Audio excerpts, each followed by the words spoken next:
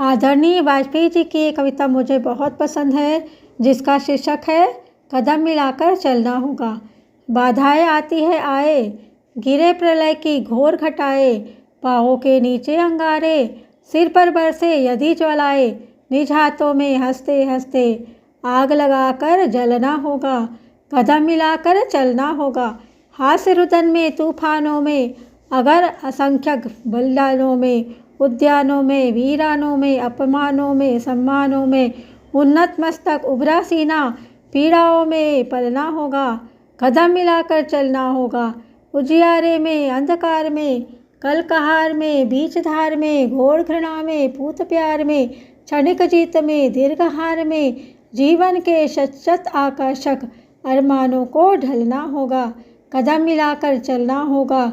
सम्मुख फैला अगर ध्येय पथ, प्रगति चिरंतन कैसा इति अब, सुस्मित हर्षित कैसा समसलथ, असफल सफल समान मनोरथ, सब कुछ देकर कुछ न मांगते, पावस बनकर ढलना होगा। कदम मिलाकर चलना होगा। कुछ कांटों से सज्जित जीवन, प्रखर प्यार से वंचित यौवन, नीरवता से मुखरित मधुबन, परहित अर्पित अपना तन मन, जीवन को शत शत आहुति में जलना होगा, गलना होगा। कदम मिलाकर चलना होगा।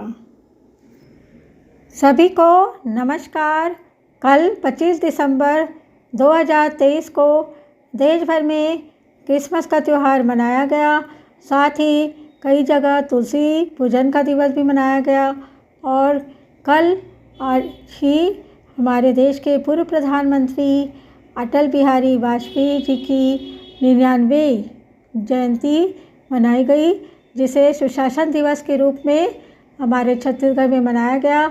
और जिला शिक्षा अधिकारी कार्यालय से आदेश था कि छात्र छात्राओं के बीच निबंध प्रतियोगिता कराई जाए और उनको इनाम बंटाया जाए और स्कूलों में साफ सफाई भी की जाए। इसलिए कल अवकाश होने के बावजूद हम शिक्षक स्कूल में ये कार्यक्रम आयोजित किए। अटल बिहारी वाजपेयी जी के बारे में सभी को पता है कि वो राजनेता होने के साथ ही कवि और पत्रकार भी थे। उनकी कई अच्छी कविताएं हैं जो मैं अभी बाद में बताऊंगी। देश की राजनीति में अटल जी ने अमिट छाप छोड़ी थी, लेकिन राजनेता होने के साथ पत्रकार और कवि के रूप में उनका बहुत ही योगदान रहा है। अटल जी का जीवन संघर्षों से भरा रहा, जिसे उन्होंने अपनी कविताओं और विचारों में बहुत ही संजीदगी के साथ उतारा है। हम अटल जी की 99वीं जयंती पर उनके विचारों के बारे में बात करेंगे, जो अटल जी को हमेशा अमर रखेगी। अटल जी के विचार आप में सकारात्मक ऊर्जा और आशा का संचार करेंगे। उनके विचार है, सूर्य एक सत्य है जिसे झुठलाया नहीं जा सकता, लेकिन ओस की बूंद भी तो एक सच्चाई है। यह बात अलग है कि यह क्षणिक है। मुझे स्वदेश प्रेम, जीवन दर्शन, प्रकृति तथा मधुर भाव की कविताएं बाल्यावस्था से ही आकर्षित करती रही है। अमावस के अवैध अंधकार का अंतःकरण पूर्णिमा की उज्ज्वलता का स्मरण कर थर्रा उठता है। हमारी माटी में आदर्शों की कमी नहीं है। शिक्षा द्वारा ही हम नवयुवकों में राष्ट्र प्रेम की भावना जागृत कर सकते हैं। शिक्षा का माध्यम मातृभाषा होनी चाहिए। ऊंचे से ऊंची शिक्षा मातृभाषा के माध्यम से दी जानी चाहिए। हमारा लक्ष्य अनंत आकाश जितना ऊंचा हो सकता है, लेकिन हमारे मन में एक दूसरे का हाथ थाम कर आगे बढ़ने का संकल्प होना चाहिए, क्योंकि जीत हमारी होगी।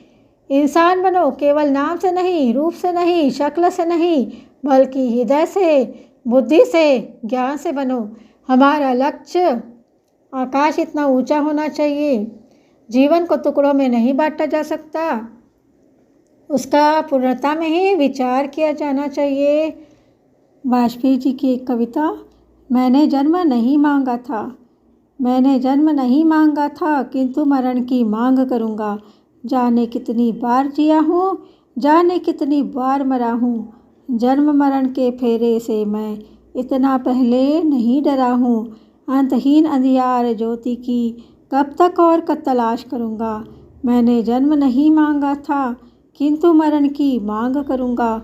बचपन, यौवन और बुढ़ापा, कुछ दशकों में खत्म कहानी।